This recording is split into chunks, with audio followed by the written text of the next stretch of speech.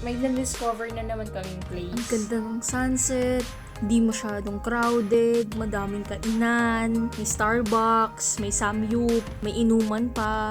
Solid mag-relax dito, grabe. May Jollibee pa, Max's, Yellow Cab, may Afam, charot. Ewan ko na lang kung ano pang hanapin mo dito.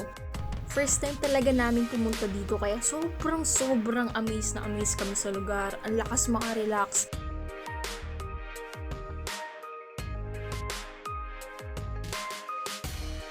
Napakaganda. Sobrang obsessed talaga ako sa sunset. Grabe. Talagang feeling ko nababawasan yung stress ko talaga sa buhay eh. Bukod sa MOA, tsaka sa may Ecom. Eto, subukan nyo. Nako, ewan ko na lang. Mangarap ka habang lasing. Itong lugar na to yung tinatawag na Harbor Square. Malapit lang din siya sa may Star City.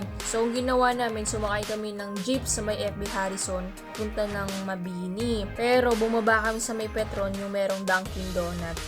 Then, nagdakad kami pa kaliwa, lumabas kami sa kahabaan ng Rojas Boulevard na may cultural something na building. Kung may iba pang way para makapunta doon, di na ako sure. Sa mga nakakaalam, share nyo naman sa comment section.